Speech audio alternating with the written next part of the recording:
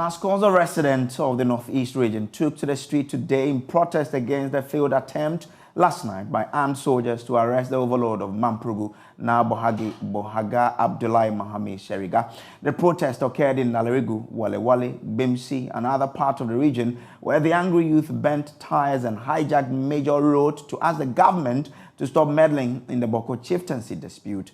Correspondent Ilyasu Tanko has more in the following report. The protests began in the regional capital, Nalerigu, where the youth came out in their numbers to pitch camp at the forecourt of the Nairi after the failed attempt by a group of soldiers this dawn purportedly to arrest the king of Mamprugu and his newly enskined Bawku Naba, Na Alhaji Seydou Abagari Sheriga. The angry Nalerigu youth are vowing to protect the king from any arrest. What I'm holding in my hand is an empty cartridge of the 5 shots that they shot at into the air. This is an example of what they came and did. And this is what we are agitating and we are angry against. You cannot come and fire warning shots or whatever shots without any cause. So I am holding the cartridge here as a piece of evidence to show the entire Ghanaian society and the entire world that this was what the soldiers came into town last night and did, and we have evidence of it.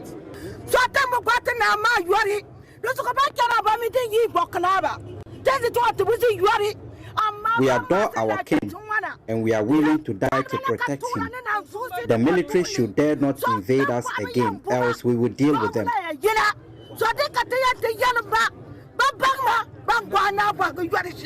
These were Kusasi bandits in military uniform, given military vehicles to invade the premises of the overlord. So we are telling them, it is the president. If there is any illegality with regards to the enskinment of the Bawku Naba, it is the president who is perpetrating the illegality. We are not out to cause mayhem, but to protect and preserve our traditions and identity. We are the owners of Bawku. If the other side wants peace or trouble, they will get it. Now, a man on the ground, Ilyasu Tanko, joins us with more. Ilyasu, what's the situation on the ground as we speak?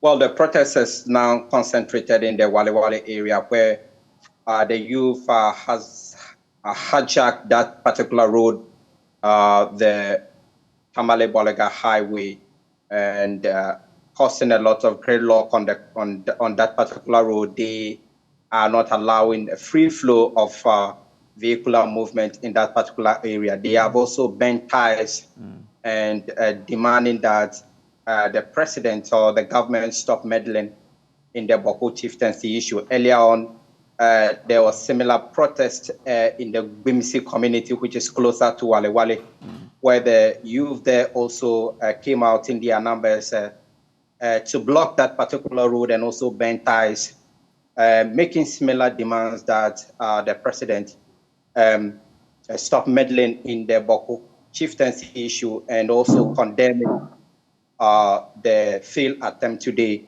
to arrest the overlord of the Mamprugu traditional area. We understand there was a meeting between RECSEG and the youth groups. What was the outcome?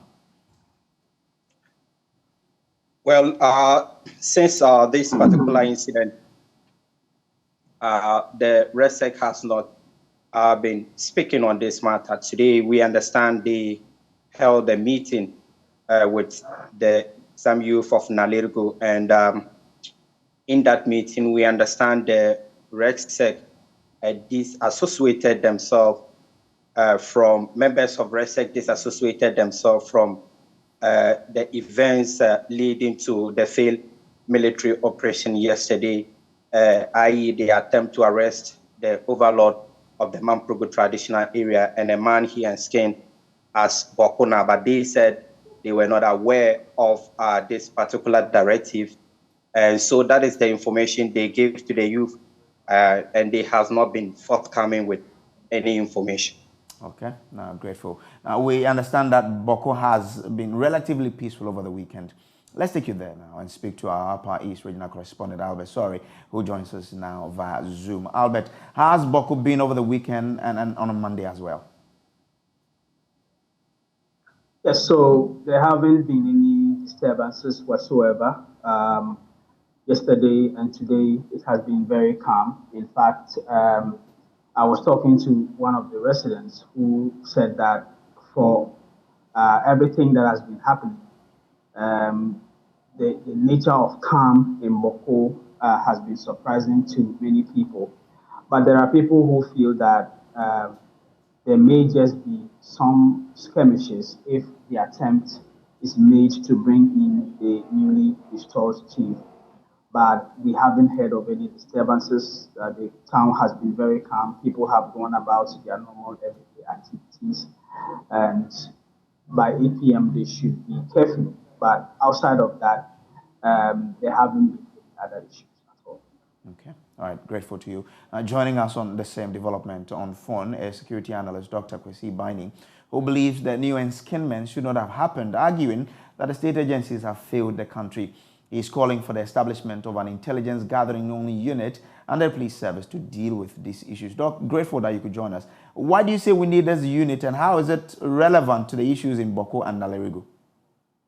Thank you very much. Let me take opportunity to say hello to the sheriff listeners of the Joy Television across the country and beyond.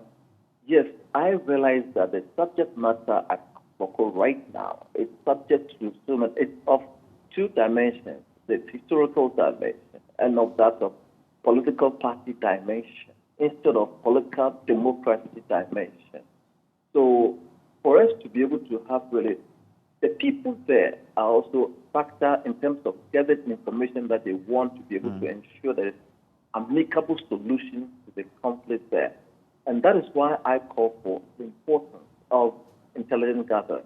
When I'm talking about intelligence there, it's basically the product resulting from the collection, coalition, evaluation, analysis, and integration and an interpretation of the collected information from where? From the people there, at Boko there. The people there, most of them are holding real, true information. And the main functions of this intelligence is it will bring a total and absolute reduction of ambiguity of inherent in the observation of the external activities or internal activities going on there. This information I'm talking about gathering will then maybe provide the adversary with its edge, and they might also allow for implementation of what has been gathered together, and they'll be able to stand on that to do a very good work. So the finished intelligence is produced through analytical review and intelligence process, and this will conform to the facts that has been received or gathered from the people there.